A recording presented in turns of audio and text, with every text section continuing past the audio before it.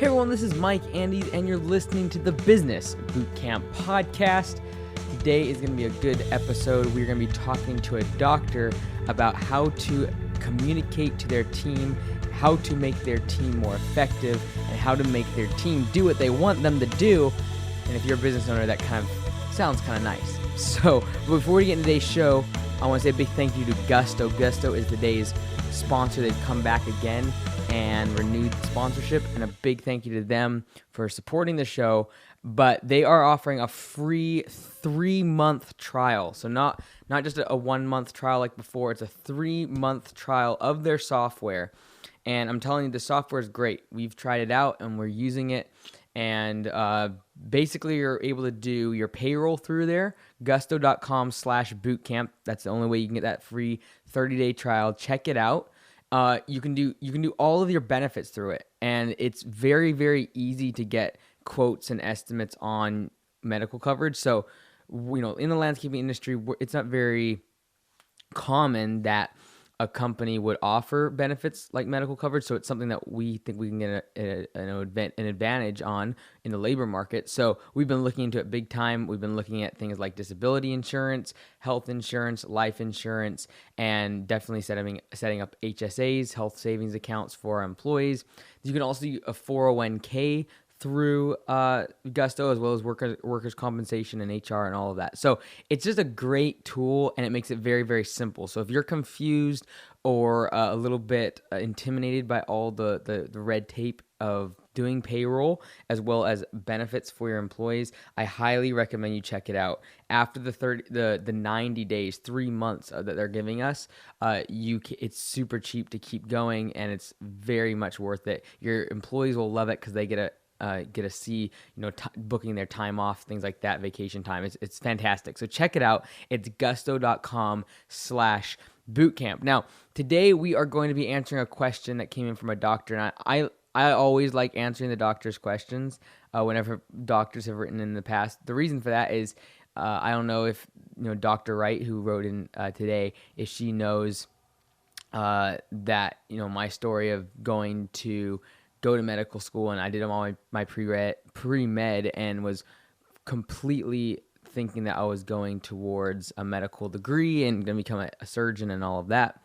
And so whenever doctors respond or ask a question on the podcast, they kind of get bumped to the top of the list, because I kind of feel like once you have that passion for health and for wellness and for medicine and for medical science and for helping people with their health, you can't get away from it. So even though I do a lot of business now, I'm not really at all like in the field of helping other people get healthy and things like that physically. I used to be a trainer and a physical trainer while I was in school and all of that, and was very much into nutrition as far as learning and anatomy and physiology and all of that. I was, obviously going toward medical school, so you got to know those things.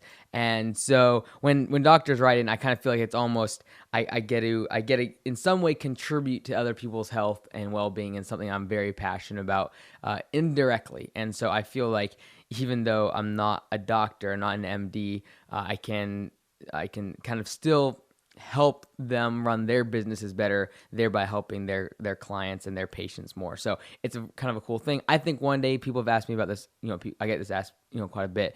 Do you think you'll ever become a doctor? Do you think you'll ever get back into medicine? I always say no, I'll probably never become a doctor like an MD, but I know that one day, whether it's a tech startup or some sort of business venture, will be centered around trying to make healthcare more accessible and trying to really make preventative health care much more affordable and much more trackable and integrated with technology. So that's down the road. I'm sure one day I'll get to something like that. But once you kind of have the bug, you don't get away from it. So it's always inside of me. So anyways, we got a question from this doctor. Her name is Dr. Wright, and you can check out her website. It is The Right Way. It's therightobgyn.com. So The Right, WRIGHT, OBGYN.com. And so obviously she's an obstetrician and gynecologist, and is in that specialty of medicine. So I'm gonna read your question. Her question. It's fairly lengthy. So give me about 3 minutes to read this, and I'll read it in its entirety, and we'll go from there. So let's go ahead and read this question from Dr. Wright. Here it goes. Hello, I am a small business owner and an obstetrician gynecologist who has a unique boutique concierge type practice offering traditional and alternative medical healthcare. My question is as follows. I have a great team, but they seem to be able to only take me so far. Their mindset is at a certain level, and to get them to go beyond that is like pulling teeth. They are stuck in their ways, but they currently offer the consistent main support of day-to-day operations, which generates the revenue for the practice. I have considered replacing them, but to get someone up to par to do what they already do, have the knowledge of them would really set me back and be like starting all over again. The extras that I need them to do are simple things like calling patients by their last name, opening the door for clients, asking patients the night before what type of music they would like to listen to so that they can have it playing during the procedure, asking if they would like to, if the client needs a ride to the office for the procedure, to say yes ma'am and no ma'am and my pleasure when someone says thank you, calling the day after their procedure to see how they're doing. I'm often trying to implement new tests and procedures to make the experience better for the patient that are very simple to do, but they are new and different for everyone, and therefore it's like pushing a stubborn mule to get help with implementation, let alone have them take the bull by the horns and make these things succeed like I know they can. So I'm giving up. I plan to hire at least 4 new people, and within the next 2 to 3 months to see if I can easier get these things implemented that is so difficult to get my current crew to do. Finally, the question, is it ridiculous for me to be hiring new people to do what my current staff won't do, but could easily do if it was possible for me to change their mindset, their limited mindset? And then she says, P.S. Side note, I love you. I totally have followed you along your journey and all the podcasts. I listen to Tony Robbins, Strategic Coach, Tim Ferriss, The Cardone Zone, Pat Flynn, etc. Yours is by far the most pertinent to my business, and I totally feel like it helps me the most. I hope this doesn't weaken the compliment, but the simplistic nature, or I guess I should say the fact that you bring it back to the basics is so helpful. I am humbled by your success and chutzpah. Chutzpah. I know what you're trying to say there. Chutzpah. And just in case I never hear from you again, please keep on keeping on. And you are the bomb. All right. So, Dr. Wright. So first of all, thank you for everything you do. I know it's not easy being a doctor all the time and running a business at the exact same time. That's the very reason I couldn't go into medicine. I felt like I would be so strung out between the business side of me and then the part of me that just wanted to help people. So it's not an easy thing for doctors that are in a private practice to run a business and to be, scratching the itch that they have of helping as many people as they possibly can. So let's jump into this. Really, what I want to boil this question down to is how can you change the culture within your business if you haven't established it from the get-go? So if it's already broken, if the culture is broken, can you fix it? And what can you do about it? So I don't have any notes on this one. I kind of read this question. I went over it real quickly, and I wanted to kind of give my first instinctive thoughts about it because it's something I'm passionate about, and I feel like if I did notes, we'd be here for about 2 hours. So I just want to kind of give my instinctive thoughts and opinions on this subject, and the reason I wanted to pick this question in addition to the fact that it's a doctor writing in is that we've been talking about this a lot in our company recently. So Augusta Lawn Care Services, as we started to grow, and we know that this year is going to be a big growth year again, and we're going to be almost doubling our staff. Because of that, we really are very, very aware that our culture is what makes us different. And we're very, very aware that when you double the size of your full-time staff, it's very easy to change that culture. And so, for instance, today is Tuesday. Yesterday, Monday, we spent the entire day with our team. And basically the entire day was ironing out the employee handbook, policies, procedures, compensation plans, vacation times, everything. It's like 30-something pages long. Going through all of it, making sure that they had their input and then making decisions as to what new hires we're going to have to go through as far as the training process and the onboarding process, and then looking at things like compensation plans, upgrading that. What are they looking for? Are they looking for more benefits? Are they looking for more pay? Are they looking for promotion? And trying to get their feedback and feel on these things. And we didn't go into the meetings with what exactly, not exactly, we weren't thinking like, this is our opinion. This is what, it wasn't an announcement meeting. It was, I want to know everyone's opinion on this stuff. So before we set it in stone and start to hire more people and get bigger, I want to make sure that they had buy-in, the culture of the company, that they feel they have a say in what goes on. Whether or not you make decisions based upon what your employees think, that's up to you. I do take their opinion very, very seriously, but it's important that they at least feel like they're contributing to the decisions that are being made that affect them, especially things like compensation and vacation time. It's very important. They were very involved with how should we be doing performance reviews? What are they most comfortable with? At first, we were thinking as a management team that we would do something more anonymous for our mid-year peer reviews. It'd be like anonymous where people write in. Well, when we brought it towards the team and these field workers, which a lot of these guys are, they're workers, they're hardworking guys, and they aren't worried about necessarily people's feelings and things as much. And so they said, hey, we want to why do we need to make it anonymous? Let's just talk about it. Let's be men about this. Let's be women about this. And let's bring these forward and talk about publicly what we feel we can improve on. And from one regard, some people would shy away from publicly talking about pros and cons of each team member's performance. However, that was what the team collectively wanted to do. They want to hear from the people they work with every day. What can I improve on? What can I be better at? And so it's a culture, though, that we've really worked on and tried to create and mold, and we're still working on. We don't have it perfect, not even close, but we really continue to work on. And so directly to answer Dr. Wright's question, can you change someone?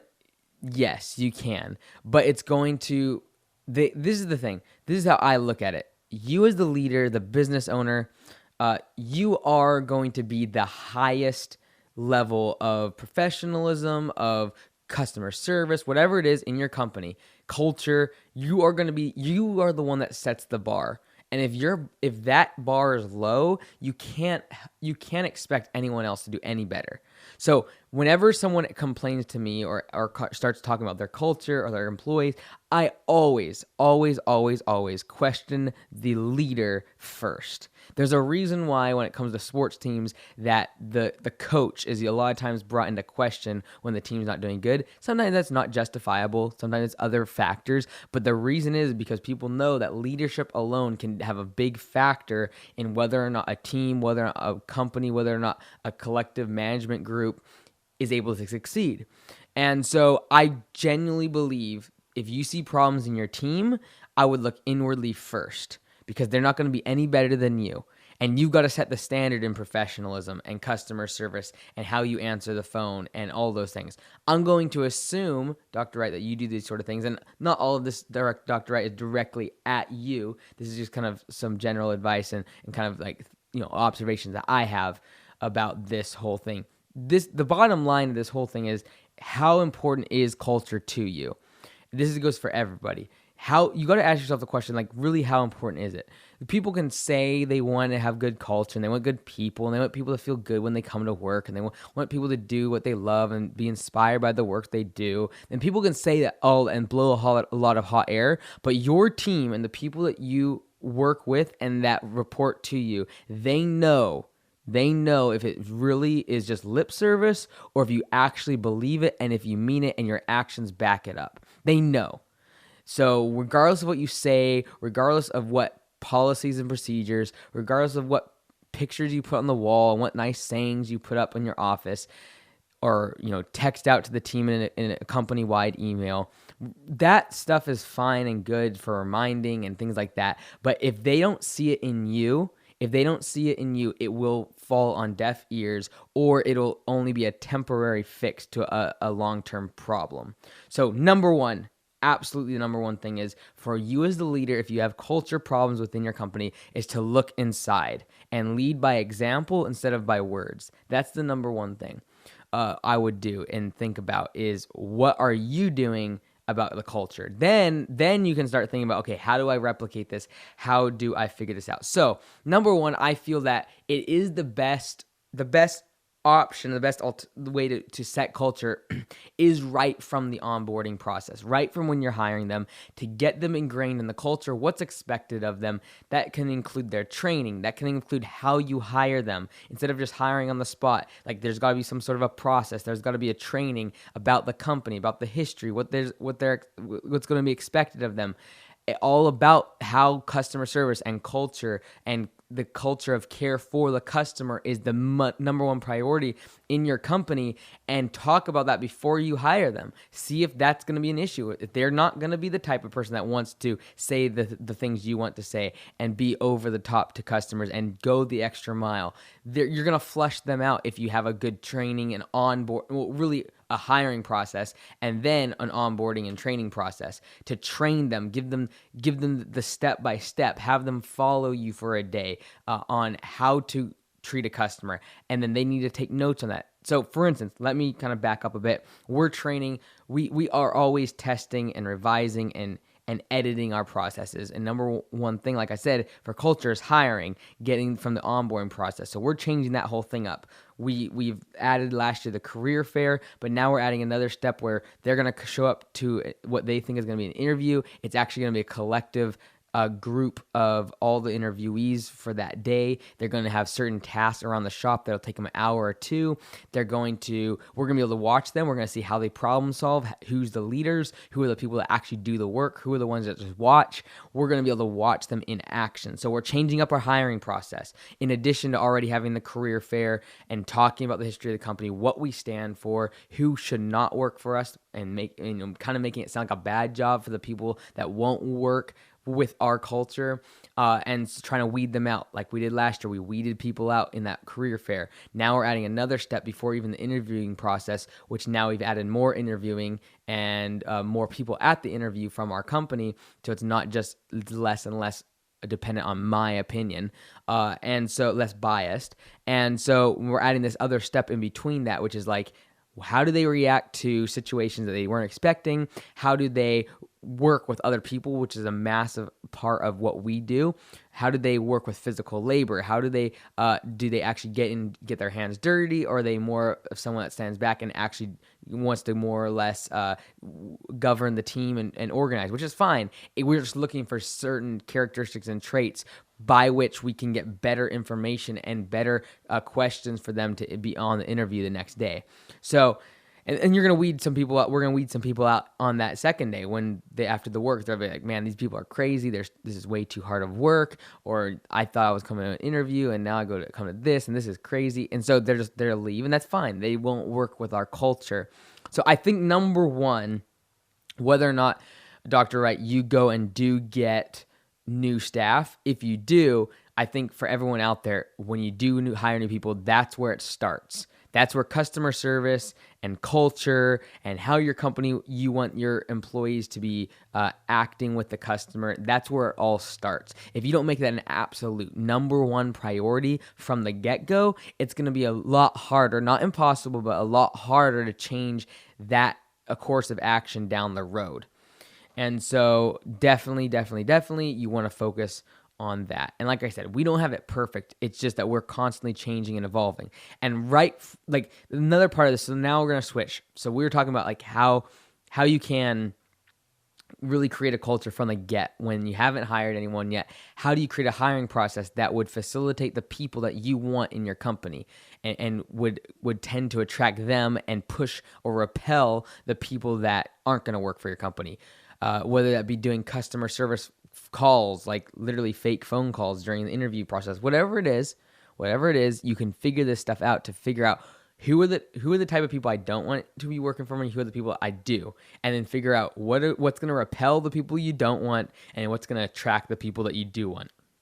We're looking for hardworking people that are willing to go the extra mile, can adapt to situations that are new to them, that they didn't expect, and that can work together as a team, as an integral part of a team. Not necessarily the leader, but they need to work as a team. So that's what we're looking for, and that's why we have a career fair, and we have interviewing, and we have this new thing that we're adding with the on the kind of the surprise working couple hours, seeing how that works out. So that's why we're doing that. That's the easier way to do it. Right from the get-go, you establish what the culture is. Now, Dr. Wright, and for some people who might be listening, say, well, my culture isn't like that. They're not necessarily trying to go, take the bulls by the horns, as, to quote Dr. Wright, and they aren't trying to find simple ways to make the patients more happy and more satisfied and go the extra mile and give that wow effect to your customers. How do you change that? Number one, I think you got to be very honest. I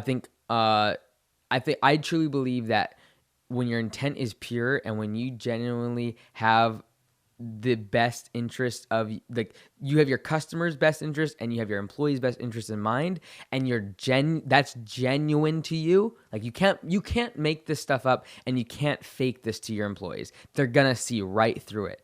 So if you don't live, breathe, eat, sleep this stuff, if you don't believe that customer service is the number one thing in your company, if you don't believe that employee satisfaction and teamwork and culture is the number one thing in your business, if there's any sort of caveat, if there's any sort of asterisk next to that says if the bottom line permits or anything like that, they're going to see past that. Or if there's an asterisk that says if the owner's bonus structure is appealing to him or her, like whatever that is, like if they see there's a second back door that you're using to get around customer service sometimes, or to get around employee satisfaction sometimes, or not do something that's right, if it happens at all, if they can see through the facade of them thinking, oh, they would listen to Mike Annie's on Business Bootcamp podcast, and he says they need to be nice to us as employees and create a culture. Well, guess what?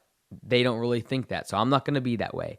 And you don't want your employees thinking that way. And so I really do believe it has to be genuine, and it has to be the way to approach this, if you don't have the culture you want, and you feel like Dr. Wright is right now, is you got to be very, very honest with your people. Very honest, very candid, and be okay with the fact that someone might leave. I genuinely believe, especially in the healthcare industry, that people have good hearts. It's just that you have the heart part, taking care of people, and then you have the business side. People got to take care of their bills, and they have a family to take care of, and they want to make sure that their best interests are taken care of as far as benefits and things like that. That's just fine. It's compensation for the wages and the wages that they earned, right? So they're looking out for themselves. That's fine. But you got to be very, very honest with them. Tell them what you want to see, what you're going to do to change, and start implementing systems. And if you need to tie compensation to that, if you need to tie performance-based pay to those metrics, that's fine. You obviously, this is what I always am watching, is I don't want the money to be the only reason they treat my customer nice. I don't want money to be the only reason they show up early to work. I want it to come from something intrinsic, and that might be a process that you have to start ingraining within your people, but that might take more time. That starts off as a paid incentive to get a certain amount of customer feedback. And if you start collecting customer feedback and they start rating the people that they were working with or on the phone with, and then you base your employees' pay based upon those surveys, now all of a sudden things start changing. That's normal, and you might need to use that paid incentive in order to swing the tide in their correct direction, and then going forward make it more of a culture thing. So use perverse incentives almost. You use the pay structure incentive to calibrate back to where you want to be for culture, and then make it just a day-to-day operation. Now, that being said, pay isn't going to do it always. Eventually, pay, if pay and money and more money and compensation and benefits and and more prestige or a higher paying job or a promotion is going to dictate whether or not they are nice to your customer. Eventually that's going to fall away. It's going to cap out, or they're going to drop the ball when you need them most when it comes to customer service. What you have to do, your goal, what your objective is to ingrain this into your people where they think about it just as much as you. And this, like I said, it comes down to one thing. Do they trust you, and are you honest to them about everything within the business? So we have made an open book policy within our company, not so much because I care about them knowing the numbers. I want them to know that I trust them 100% and that they can trust me, that because they can see, if they want to see every single penny where the company is spending money, I will show them. There's nothing to hide, number one, and number two, they're gonna trust me and see the numbers behind the decisions we're making. And when they start seeing the numbers behind the decisions we're making, they see, number one, how their pay is directly tied to the success of the company, and then they see how the success of the company is directly tied to the satisfaction of the customer. And so it becomes a religion almost within a company that everyone is starting to look for different ways to improve. When we have our company meetings, this is something, if Dr. Wright or anyone out there, team meetings are so important. You got to have a weekly meeting where you have all hands on. Obviously, if you're 100 plus people, this isn't going to work. But if you're a small business, you got to have weekly meetings. At those meetings, you got to have a balance between of encouragement as well as we got to get better at this. So our team meetings are never the same. They can range everywhere from new training on new technology or new equipment that we're getting. It can range to a case study of a job that we just did, and we kind of do a recon on it, go over the entire thing. How could we improve it? How could we make it more efficient? How could we make it better for the customer? We will do all sorts of things within our training, our meetings. We will look over the past month, if we just finished a month, and look over which complaints came in. How could we resolve those? And constantly we're trying to get people to think about how can we make the company better. Number one, from a profitability standpoint, because they see that direct connection to their paycheck. And number two, they got to realize that that is connected to the customer satisfaction, and that we do go nowhere without our customers being happy. And so if the customers aren't happy, they're not coming back again, they're not referring, and that keeps the engine of the company alive. And so they got to see that direct connection between, number one, their pay and what they're getting out of the company, and that they can see the company's moving forward, it's growing, they're going to be able to grow with the company if the company grows. And then also, aside from that, like, we don't tie bonuses we don't take surveys based upon like customer service of our people out like what I'm trying to say is, we don't survey our customers and ask them, how did Bob do on the job, and rate him 1 to 10, and we don't then give more money to Bob because he got a 10 versus Sally who got an 8. Like, we don't do that. Because what we expect is that everyone is always operating at a 10 level, and we've opened up the lines of communication between all our people to hold each other accountable. And so we look at it as very much from a team level, where we can call people out on what they're doing wrong. We can they can call me out. This is the thing. You got to make a flat line. If you're gonna make customer service and all these things a culture, you have to be the first one. You have to be the one in the front of the boat. You have to be the one leading the ship, and you have to lead by example. If I expect them to be candid with one another and pick out what the faults are, how each other can get improved, how we can save 5 minutes in the morning when we're loading up trucks, how we can be better with the customer. If I want them to be candid with one another, I have to be willing for them to be candid with me. That means opening up the lines of communication, breaking down barriers of being the boss, and allowing them to critique me, allowing them to add their opinion how the business should be run. And like at the meeting we had yesterday, plenty of that was put forward. A lot of it we started implementing. Some of it was just I already knew why we weren't going down that direction that they were had in their mind. However, I was able to explain to them why we weren't going to do that. And then it makes more sense to them. They feel like they've contributed, or if they had a disagreement, or they had a different way that they thought things should be done, at least they've got an explanation of why we're not doing it. So they feel like they have buy-in. They feel like they have something invested in the company beyond just their paycheck. What you want is a culture where they feel connected to the company beyond just the monetary value that you pay them. Because if you always are tying it to incentives, like you're eventually just going to run out of money. If you are always trying to get more and more money to get people to be better and trying them to take the bull by the horns and really take it, take control of customer service and really go for it, you're going to run out of money. And so what we're trying to do is we are trying to make it a part of the team and what we're all about.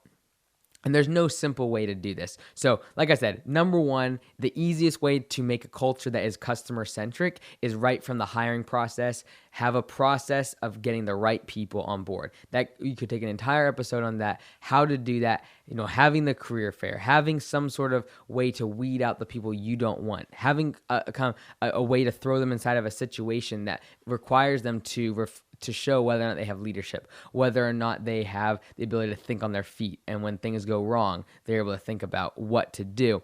Throwing them inside those situations during the hiring process. Then having a training process and an onboarding process where they're watching you or watching a supervisor or watching someone that's experienced and they have to sign off on certain things. So for us, our new hires, they have to get sign off on certain things technically that they need to learn how to do. For instance, like they got to mow for 24 hours with someone that's been here for, more senior employee. They have to be on an excavator for so many hours. Then they got to do this for so many hours. And they got to have a supervisor sign off on each of those things.